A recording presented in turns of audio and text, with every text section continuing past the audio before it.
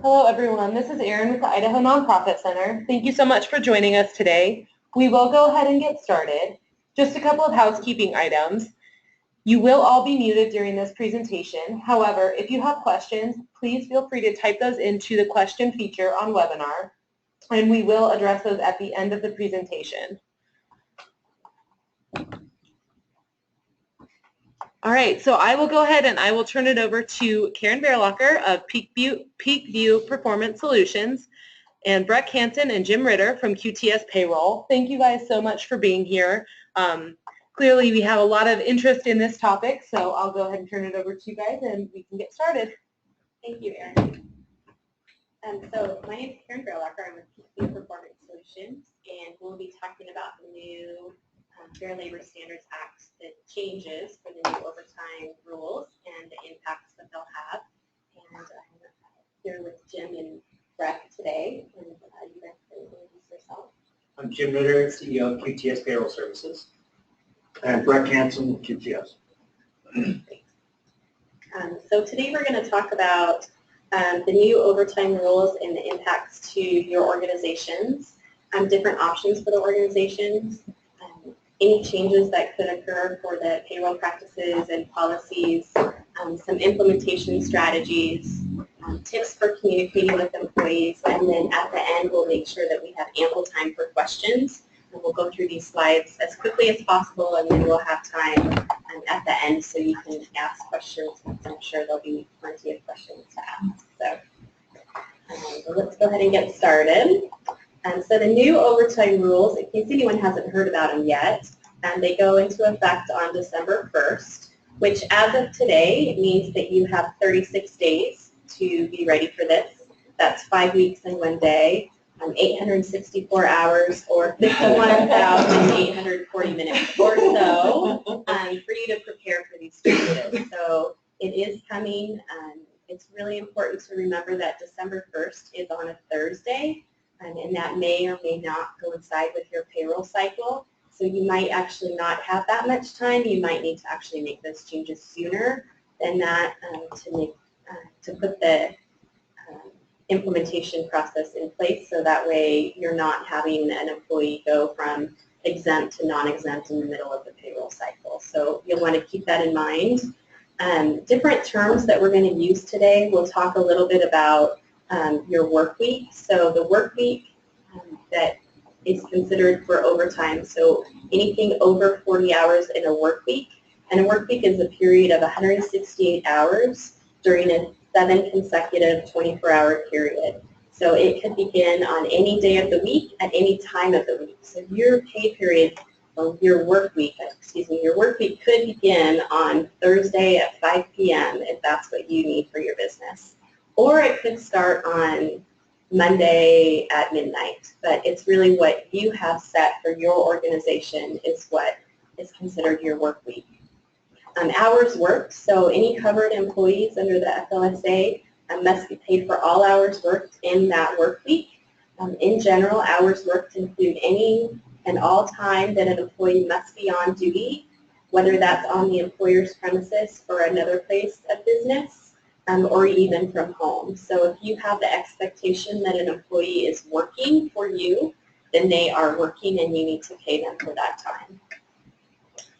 So with the new rules that are effective December 1st, which again is 36 days from today, any employees that make less than the new minimum, which is the $47,476, are no longer eligible to be an exempt employee, and they would become a non-exempt employee. There are options to get ready for that, but we'll talk about those in a few minutes. Keep in mind that that amount, that $47,476, is scheduled to increase in 3 years, and that will go up based on the percentage that is decided based on inflation. Today, that looks like in January 1st, 2020, that will go up to $51,000. So let's talk a little bit about what's exempt versus non-exempt status as far as the FLSA overtime exemption rules go. So an exempt employee is paid for performing job duties regardless of the number of hours worked. they're not eligible for overtime, and they don't necessarily track their hours that they've worked. A non-exempt employee is paid for the hours that they've worked, and in a work week, they're paid overtime, anything over 40 hours, and they are required to track all hours worked. So that is really a big difference between the exempt and non-exempt. One way that I've heard it described is, as an exempt employee, you're paid for the job that you do, not the hours that you work. As a non-exempt employee, you're paid for the hours that you work, and that's tracked accordingly. You'll also hear people refer to salary and hourly. A salaried employee could be a non-exempt employee. Salary is really the set weekly pay amount. So you could have employees that are salaried employees, non-exempt, where you just pay them the same amount every week. But then if they're non-exempt, you just pay them overtime if they work over 40 hours. So if you had a salaried employee, you might pay them the same amount every week, whether they work 37 hours or 40 hours. But if they work 43 hours, then you have to figure out what their hourly rate would be, and you need to pay them that overtime amount, anything over 40 hours.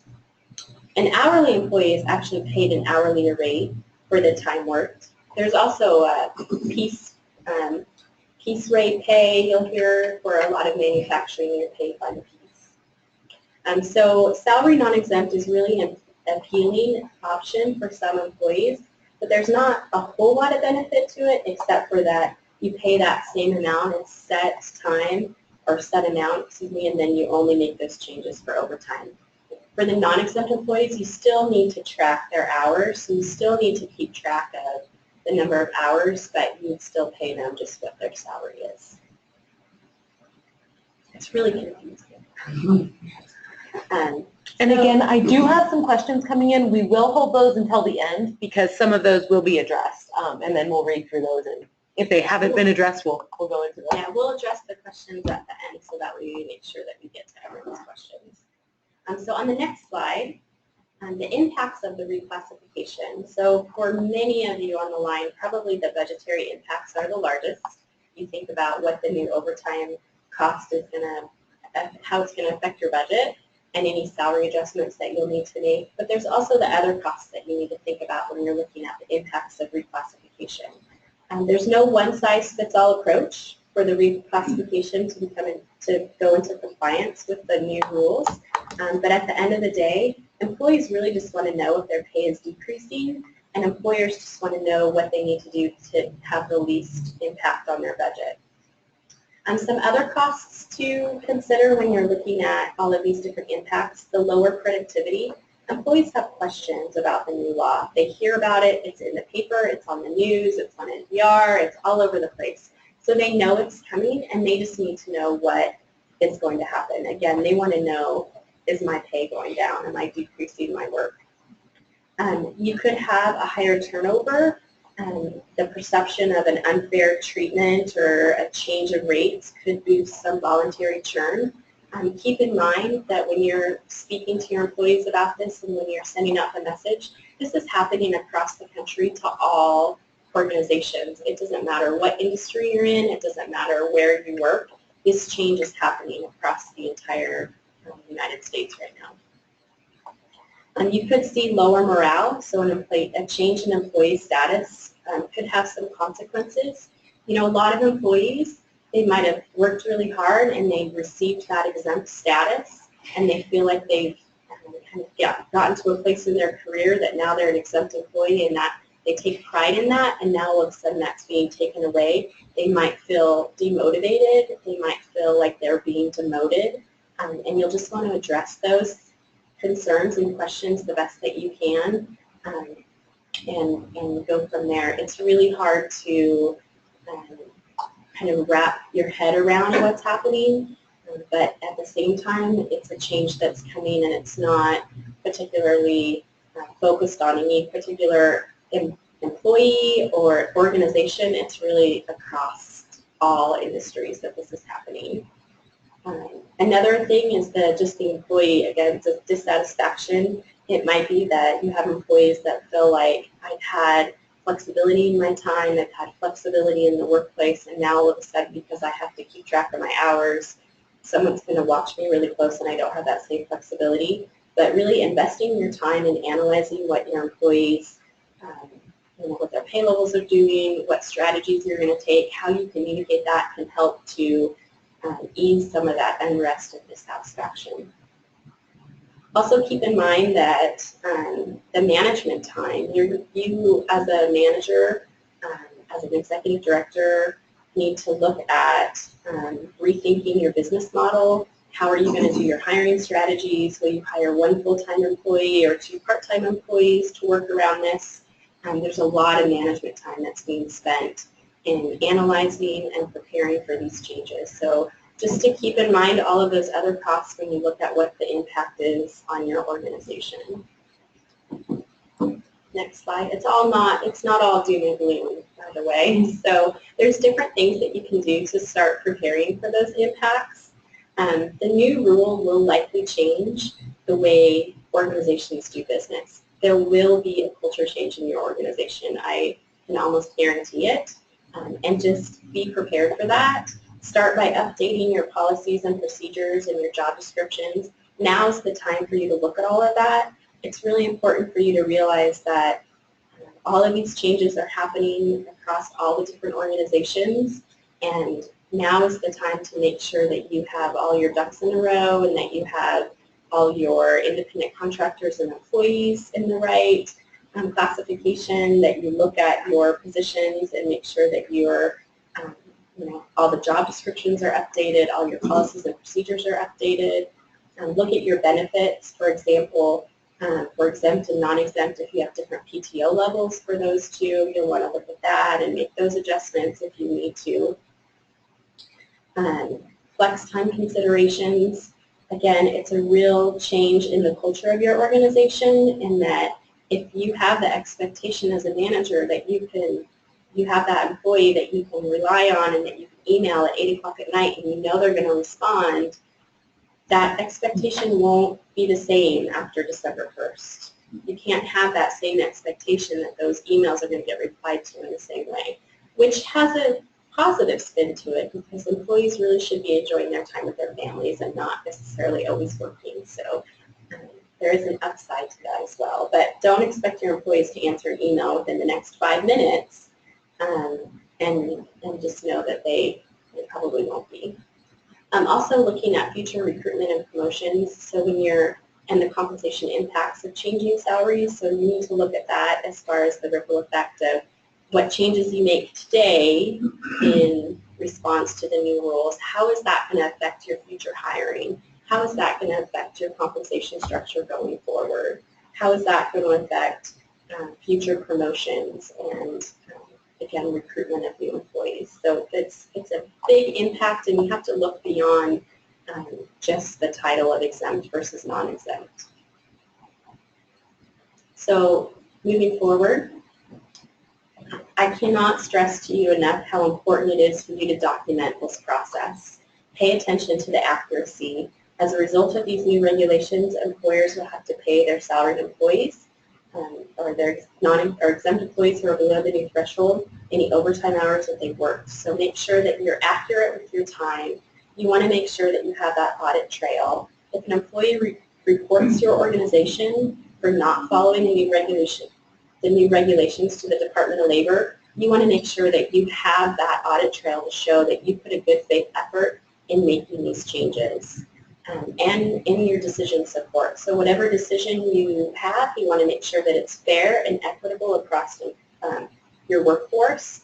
You want to make sure that you're reviewing salaries across the entire organization, maybe even the ones that aren't affected. Just look at them to make sure that you're not causing any kind of friction or having any issues with that.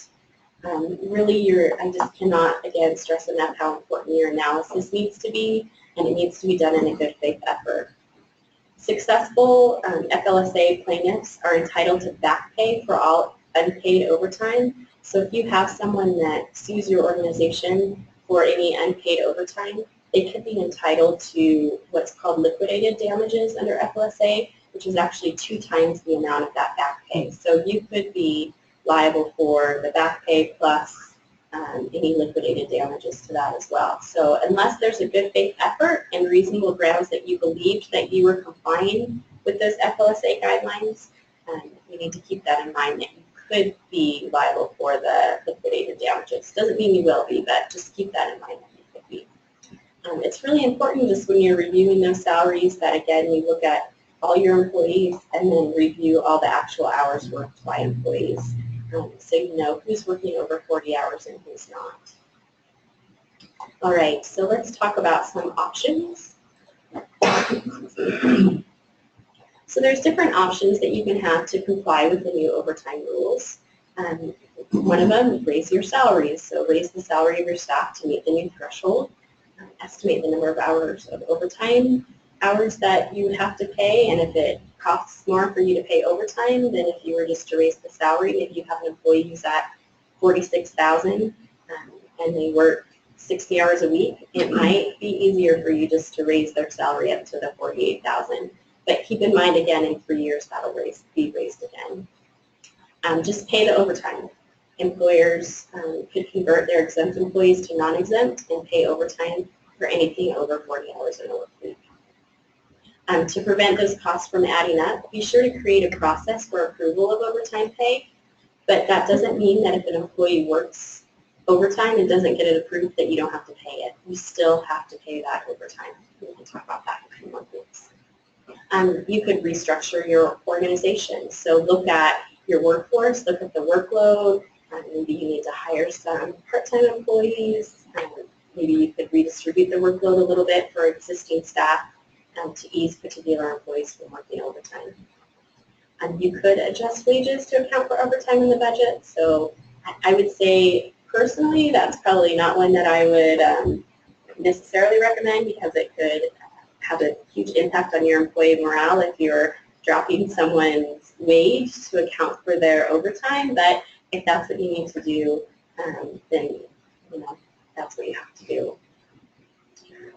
Make sure that you communicate that clearly with your employees and that you have that, again, you have that documented of how you came to that decision.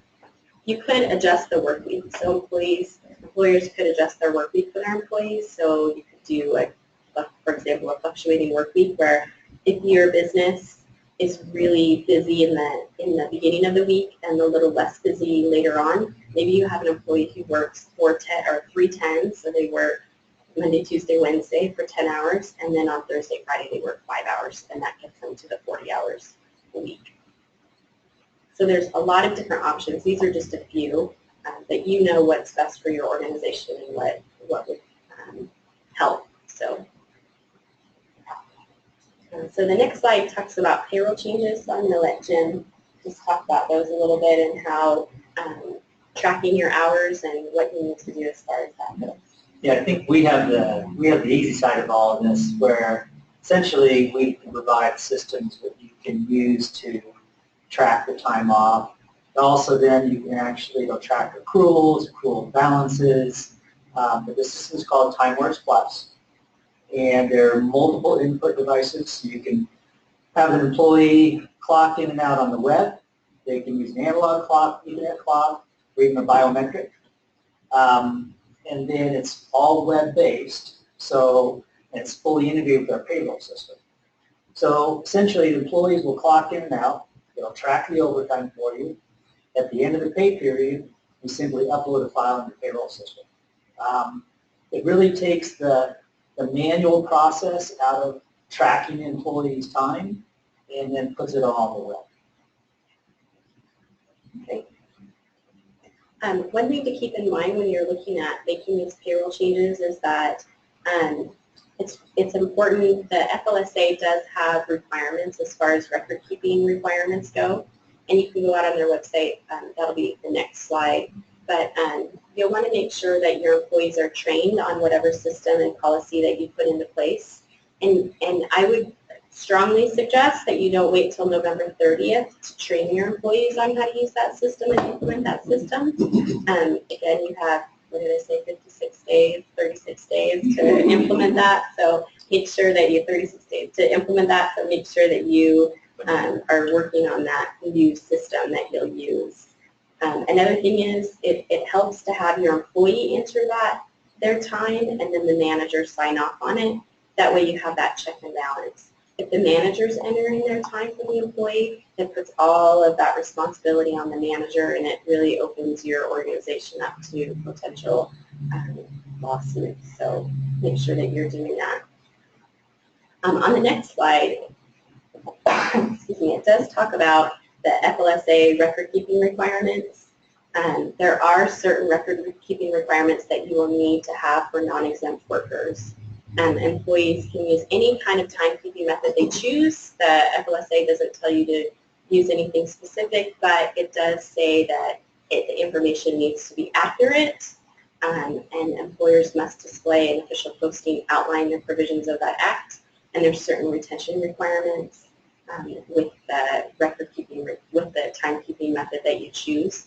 On that, the Department of Labor has a great website. If you haven't been to it, I highly recommend that you go out there. They have different fact sheets, and fact sheet number 21 actually talks about the record-keeping requirements that you need as far as what specific information you need to keep track of for your non-exempt employees. There is specific personal information and the hours worked that you need to keep track of. So I would highly recommend that you go check that out.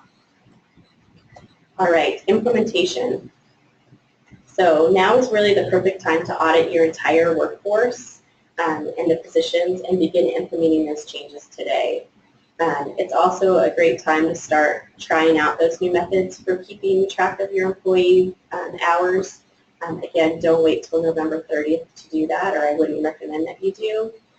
Test out those new procedures and systems now, and give your employees time to get comfortable with the systems and comfortable with the new rules before they become effective.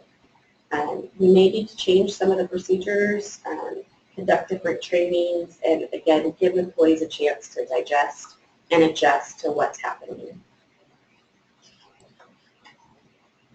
So communication tips. This is really key because, again, it's really a change in the culture of how you do business for some employees. You know, when you're talking to your employees, consider that emotional impacts of this change. You know, people are concerned about their paychecks, and they're concerned about their benefits, and they're concerned about their time that they spend at work and the time that they spend at home. And just be considerate of that. Be clear and honest about the changes. Don't try and sugarcoat anything. Don't try and, you know, do the spin doctor jargon or anything like that. Make sure that you gain your employees' trust and keep it simple, straightforward language, and just that you're upfront in why those changes are happening. Explain the benefits of the changes to employees. Make sure that there's a two-way communication. Target the message. I think that's really key. Make sure that, you know, you don't have to let everybody know the specifics of the changes. I would let your entire workforce know that this change is happening. So even if they're not necessarily affected, just let them know that something's being changed, because again, it's in the news, it's in the newspaper, it's all over the media, and so it's important for people to know, you know, if they're being affected or if they're not being affected. It's just nice to let employees know that you're looking into it and you're doing what you need to, and then target that a message for the employees that are affected. So you need to make sure that you give them the information they need. And set those expectations. You can write all the policies and write all those procedures, but make sure that the employees know what those expectations are. If you're making it so that employees have to get approved to work overtime, make sure that they understand that approval process and set that expectation to begin with. It'll make it a lot easier in the end if you have your expectations clear. So some common questions that employees might have. One that I've heard is, how am I going to get all my work done in 40 hours? I think we've all thought this, whether we're exempt or not exempt sometimes, of how do I get all of this work done in 40 hours? I don't know how to track my hours. What do I do? How will this affect my future promotions? How does this impact my paycheck? Can I still work from home? Am I being demoted? These are all questions that are going to be unique to your organization, but I can say that they're probably pretty similar across the board for every organization as well. So reassure your staff that you're going to help them get their work done in 40 hours. It might be that you have to readjust your expectations as a supervisor and as a manager, but just know that you'll be supportive, that your employees know that you'll be supportive of them only working 40 hours. And if they don't get everything done, then sometimes that's just going to have to be okay. Again, we talked about the tracking system. Decide on what kind of tracking system you're going to use, and make sure you tell your employees what the tracking system is and how to use it. And then again, the paycheck. I think that's a huge thing. People want to know, what is the impact to my paycheck? What am I going to bring home? I need to pay my bills, and I need to know what my paycheck's going to be at the end of the day. Can I still work from home? If you want to set that up, there's no rules against you having a work from home policy. Just make sure that you have a work from home policy, and that's clear to your employees. Some other common questions. Excuse me. So for employees that are working 40 hours a week that are now becoming non-exempt, is a 30-minute lunch included in the 40-hour work week? And the answer to that is that the FLSA doesn't have any regulations on requiring a 30-minute lunch. But again, the hours worked are those hours that are actually worked and not set aside. So according to the Department of Wage and Hour, and I'm actually pulling this off of fact sheet number 22 that I talked about earlier, so if anyone wants to know where I got this information, they do have a section on rest and meal periods. And the rest periods for short durations, usually 20 minutes or less, are common in industry and are customarily paid for as working time, but these short periods must be counted as hours worked. Bona fide meal periods, typically 30 minutes or more, generally need not be compensated as work time, but the employee must be completely relieved from all duty for the purpose of eating regular meals. So if you have a receptionist that has to sit at the front desk and eat her lunch or his lunch, and you count that as and they have to answer the phone and greet guests when they come in, but that's the only time they have, they're working, and so you need to pay them for that time.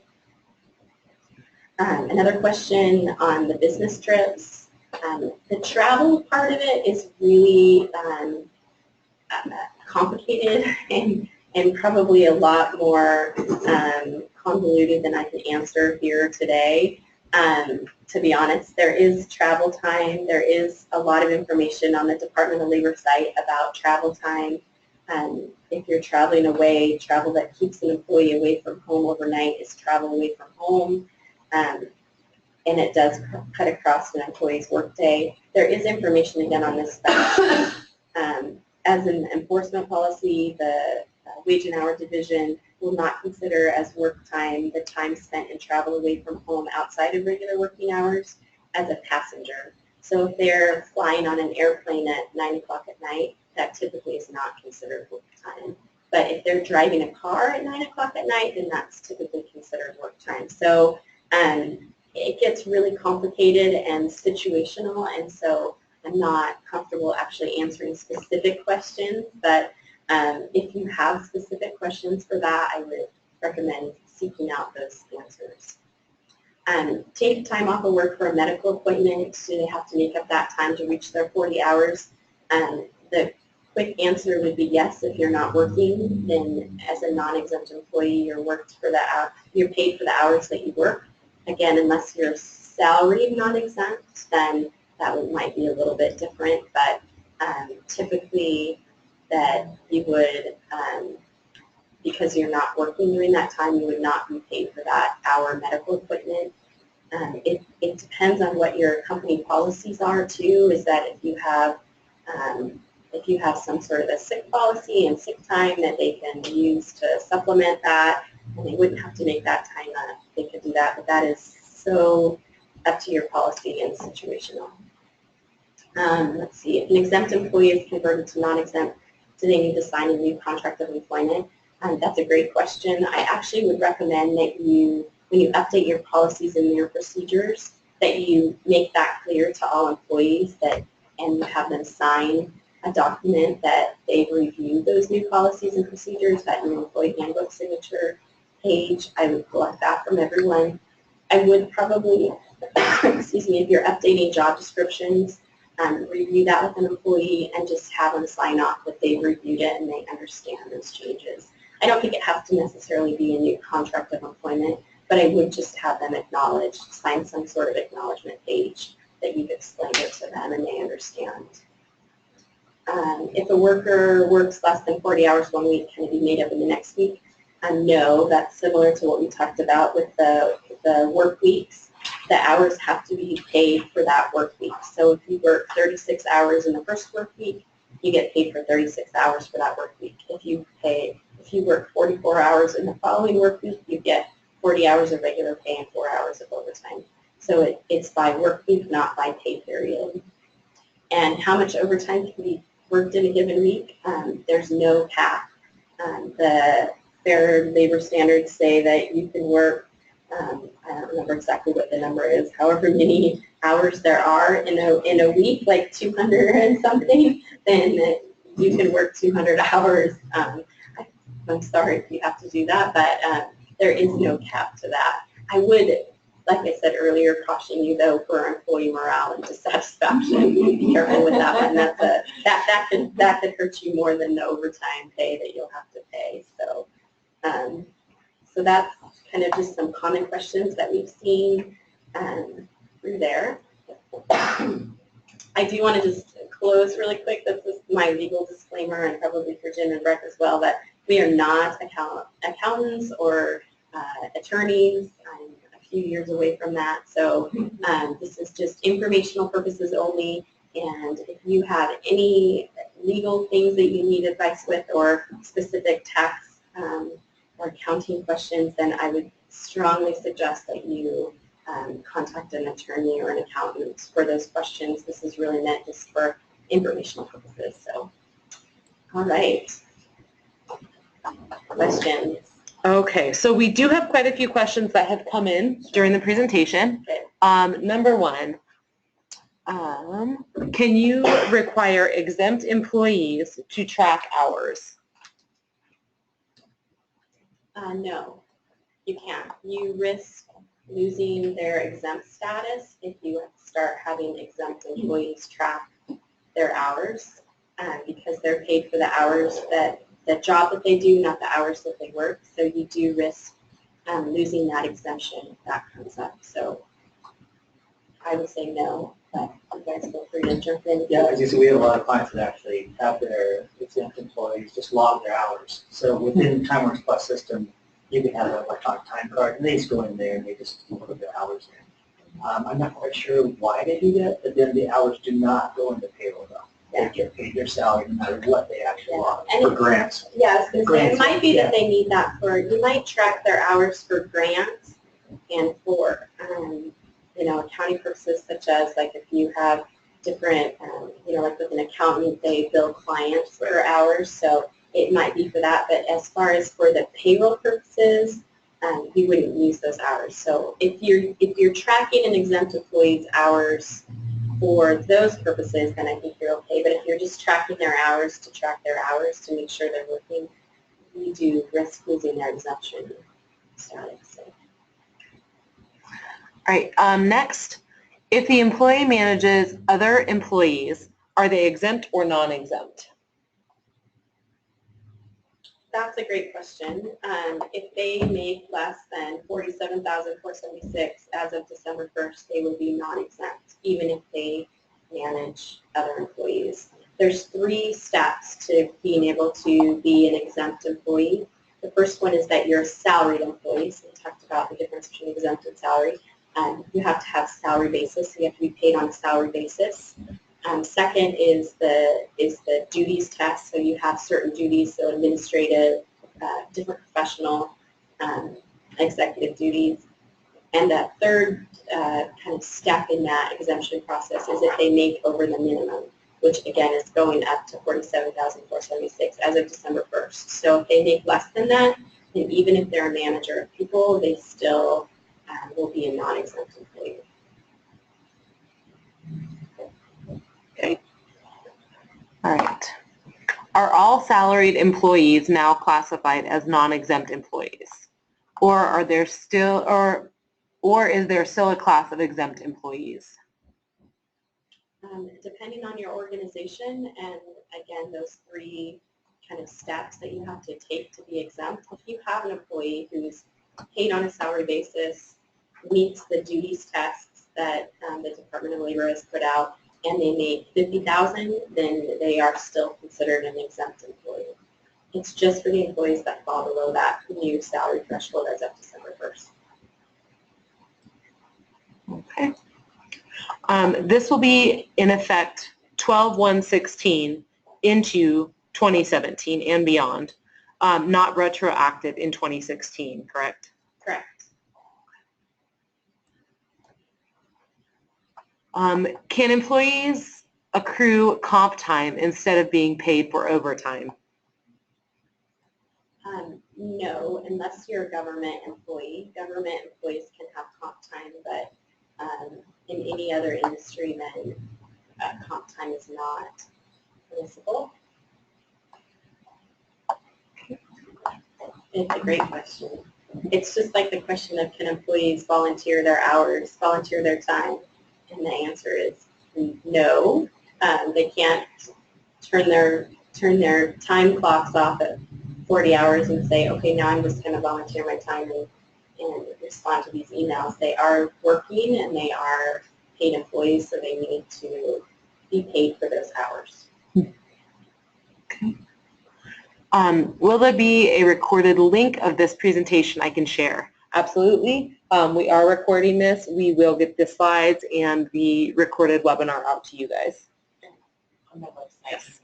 Yeah, so we'll also post that on the Idaho Nonprofit Center website under the FLSA section. So it will be there as well. So share. Yes, share. There's plenty of resources. Okay. Does question 3 apply to salaried employees also? We have comp time where a salaried employee tracks time and can carry time over to following weeks. So question number 3 from the previous slides. Let me refer back to question 3 here. But again, comp time doesn't work unless you're a government agency, and so that wouldn't be, so if an employee takes an hour medical, is that the question, I think? Or if the worker works less than 40 hours in 1 week, can the time be made up in the next week? The answer is no. You need to pay the employee for the hours that they work within that week. Now, again, if they're a salaried employee, it's really complicated because if they're salaried non-exempt, then yes, if they work 36 hours in that week, you'll still pay them their salaried amount. It's just if they work 42 hours, then you need to calculate what those 2 hours of overtime would be and pay them for that. So if you have salaried employees and you don't pay them hourly, you pay them salary, so a set weekly amount, then that's okay if they work 36 hours 1 week. But they can't put that. So it's okay if they work 36 hours 1 week, and let's say they work 44 hours the following week, you would still need to pay them the 4 hours of overtime that following week. I hope that makes sense. Work less, not more. Yeah, they can work less, not more. Thank you. That's probably a much simpler way of saying that. I hope that answered that question. Okay. I understood that nonprofit that perform charitable activities or make less than $500,000 are excluded from business purposes revenue. Are they exempt from this rule? Yes. So that's probably the very first thing that as an organization you should do is make sure that you fall under the FLSA guidelines. And there is, and I keep referring back to this Wage and Hour Division website, but there is a great a handbook thing that they have that's called Guidance from Nonprofit Organizations on Paying Overtime under the FLSA. I think it might be on the Nonprofit Center's website under their resources. And there are the overtime, the FLSA standards, there are 2 ways to have coverage. So in order to be subject to minimum wage and overtime requirements, that in a general matter, nonprofits are not covered enterprises under FLSA unless they engage in ordinary commercial activities that result in sales made or business done that exceeds $500,000. And so there's more information on that. And then there's also an individual position. So it might be that you don't have the enterprise coverage, but you have an individual position within your organization that regularly engages in interstate commerce. They could individually be covered under the FLSA. So if you're a really small nonprofit that does no work outside of Idaho, that is really, really super small, you only have maybe 1 or 2 employees, you could potentially not be covered under the FLSA. And you're just getting a lot of great information today for when you get to that level. Okay. If paid from multiple funding sources, you need to track hours to determine the proportion of dollars from each source. I'm exempt, and my salary comes from 5 to 8 sources every pay period. So that goes back to the tracking. Yeah, so you might have to track as far as the funding sources go, and that would be okay. Just make sure that you're not tracking it as far as a payroll perspective where you're going to risk losing your exempt status because you're, tracking somebody, an exempt employee's hours, and then disciplining them or, taking adverse actions if they're not working the 40 hours or whatever that might be. So. Okay. What do you mean by no work outside of Idaho? Does that include solicitation of donors outside of the state?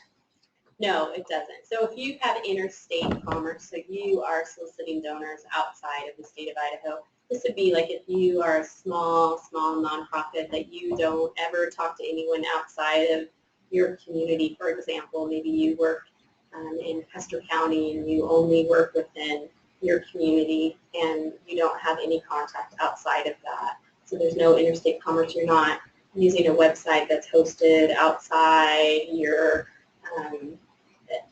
not ordering supplies across state lines. You're not having a lot of contact. You don't do a lot of emails or phone calls outside of your community. Then you could be exempt from FLSA in that way. But I would be cautious, and when you look at that, just make sure that you're not engaged in any interstate activities. A lot of great questions today. Does anyone have any additional questions? Okay, we just got another one. How can verification of exemption be obtained? You need to look at your organization and see it's not something that you go out and get some sort of certificate that says I'm exempt from the Fair Labor Standards Act. It's something that you need to do. I would highly recommend, again, document when you do go through that process to say I'm exempt or this organization is exempt because we've looked at, again, this guideline is a great guidance. Go through that, make sure that you don't fall under the enterprise coverage or the individual employee coverage.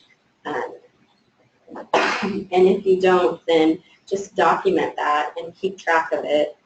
Keep in mind, though, that that could change if you all of a sudden received a large grant and your grantor is from out of state and you all of a sudden exploded and your nonprofit's growing and you're pulling investors. Just keep in mind that you have to remember, it's your responsibility to remember that, we need to make sure that our employees are paid minimum wage and that they're being paid overtime as needed. And we're keeping track and following all of those FLSA guidelines. Do federal grants count as enterprise outside of the state? Well, that's a great question. And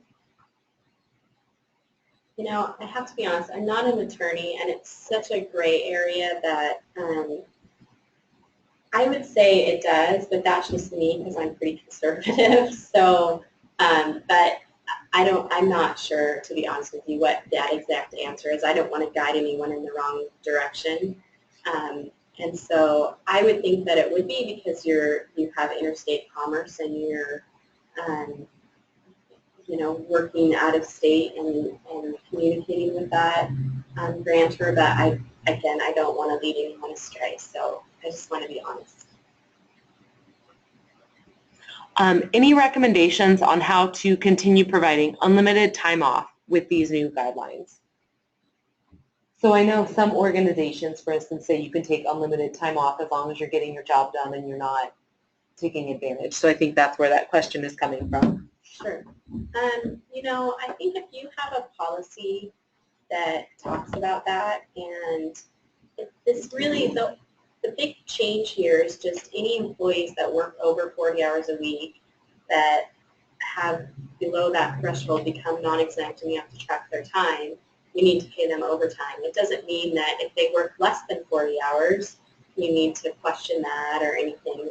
You know, the Fair Labor Standard Act doesn't have, FLSA doesn't have anything about, you know, what benefits you offer your employee or time off that you offer your employee. They don't do guidance with that. That's really up to you as your organization and what your policy is. My, you know, my advice would just be make sure that you're following your policy and your procedure. Make sure that you have that policy that's clearly documented and you're not treating one employee different than you're treating another employee, that you have one employee that gets to take all this extra time off and you have another employee that's having to pick up that extra work and working 40 hours a week and you have another employee who's working less.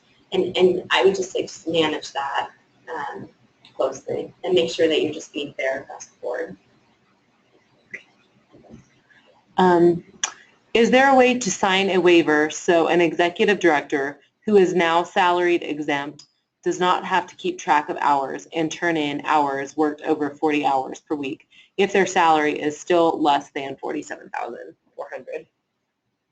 No.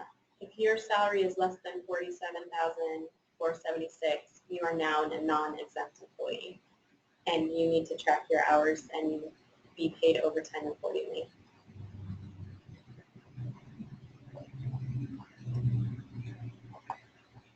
Okay, do we have any additional questions? We have just over 10 minutes left. Oh, we have one in the room. Okay. I have two. So earlier you mentioned that we should have an FLSA poster on display. Yes. Where can we get that? If you go on the Department of Labor website, they have required postings. That's one of the oversights that they have that agency does, and you can go on and see what your required postings are. It's different for different size employers. You know, if you're an employer over 50 employees, you have FMLA postings, but there is the required FLSA posting, and that was updated as of July 2016.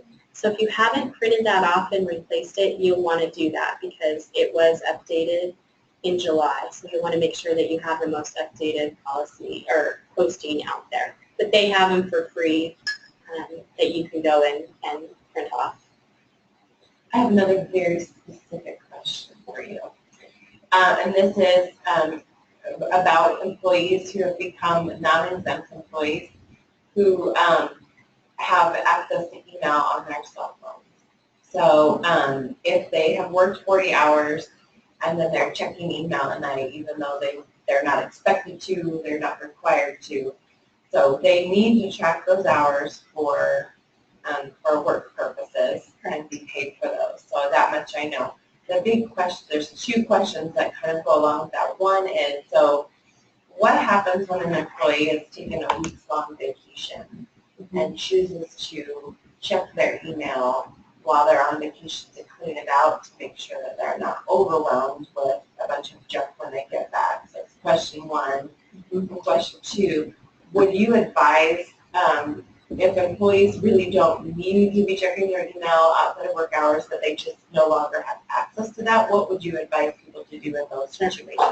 If an employee, even if they're on vacation and they're working, they need to be paid for that time that they're working. So if they spend an hour of their week-long vacation doing email, you need to pay them for an hour and not charge them that hour of vacation time because they are working. And so you need to make sure that they're paid for the time that they're working, whether they're in the office or not in the office. You still need to pay for that time. I am not going to advise business on how they need to do business. So if employees need to have email access from home, I'm not here to say you should shut it off for every employee because you know your business and you know how to run your business. But I will say that you should have a strong policy that talks about the expectations of working from home. And, you know, in my background, in my world that I have worked in many years, I always think of these opportunities as coaching opportunities. So if you have an employee who's working from home on a regular basis and and you find that they are, you know, working overtime and they're not approved overtime, or come Friday at noon they say, I've hit my 40 hours, I'm out of here. You know, use that as an opportunity to coach them and to talk to them and have that conversation and have that open dialogue and have those discussions.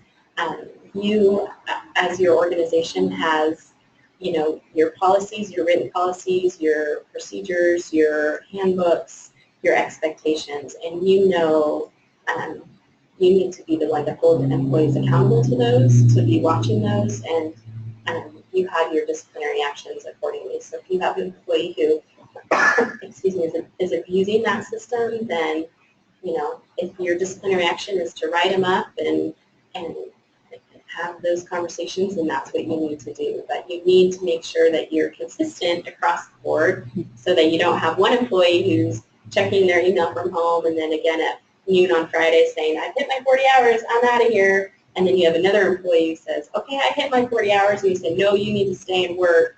You need to have good justification of why you're treating those two employees differently. So I think that's, I don't know if that truly answers your question, but it's hard for me to tell a business how to do their business because that's not what I want to do, because everyone out there knows what they need and how to run their business, but it is important that you set those expectations and you hold your employees accountable. I think where that question stems from a little bit is if they work their 40 hours but then they're checking their email on their phone at night, but they've not been approved for that overtime, we still have to pay them that overtime. So the answer then is just setting clear guidelines and policies, and that if you worked overtime without approval, then we have to have a conversation about it. So that's the answer to that question. Yeah. That's fine. As far as time recording goes, if you, is it to the minute or is there like a grace period? So if I work 40 hours and 5 minutes, do I get paid 5 minutes of overtime? Or No, that's a great question. I've always seen 15-minute intervals. My understanding that from a time and attendance perspective is that you can round your time, and if I've seen 5, 15, 10, and it's up to the employer or to the minute, but you can't make it only in the favor of the employer. It has to go both ways. So if you're going to push somebody's time back 5 minutes, you have to move it forward 5 minutes as well. great. Okay. If an employee has a if an employee has a job requirement like carrying a crisis line 24/7, do they get paid for 24 hours? Yeah, that's a really tough one. It's, gosh. There is, again, and I go back to Department of Labor because I really wish I was this smart, but I'm really not. It's just finding the resources out there. So you might need to do a little digging on this, but there is under this hours worked under the FLSA waiting time, and so it might be that, sorry, I'm reading this really quick. I'll just read it. So if it's considered waiting time, whether waiting time is hours worked under the Act depends upon the particular circumstances. Generally, the facts may show that the employee was engaged to wait, which is work time, or the facts may show that the employee was waiting to be engaged, which is not work time. So it's really, it depends. I'm sorry, some of my answers are it depends, but so for example, a secretary who reads a book while waiting for a dictation, or a fireman who plays checkers while waiting for an alarm is working during such periods of inactivity. These employees have been engaged to wait. There's also, in this same fact sheet, they talk about on-call time. So an employee who is required to remain on call on the employer's premises is working while on call. An employee who is required to remain on call at home, or who is allowed to leave a message where he or she can be reached, is not working in most cases while on call. Additional constraints on the employee's freedom could require this time to be compensated. So I hope that answers your question, but I would really urge you. The Department of Labor has such incredible resources out there. You can go out and actually even do a search, and you can pull up, they have these e-laws. I mean, I've pulled up all kinds of information. There's FAQs, there's actual letters that people have, like responses to these types of questions that people have, that the Department of Labor has sent a letter, response letter. They have those copies out there. So I really urge you to just do a little bit of research on their website. They're the ones that are going to enforce it, not me. So yeah, I hope that helps. Do they have resources you can call as well? They do. They, on all of the fact sheets they have for additional information, and a helpline available from 8 to 5 in your time zone, and there's a phone number to call. Just kind of a different company name. Yeah, with a different company name. We have time for one more question if there are any additional questions out there. Going once, going twice. All right, well, thank you all so much for joining us. We really appreciate you guys' time and expertise. I know that answered a lot of questions. Again, this webinar will be available on our website. So if you do know other people that are affected by this, please share the information. And again, if you have additional questions, reach out to our experts. They know what they're talking about, and they are great advisors. So thank you all so much. Thank you, Erin. Good job.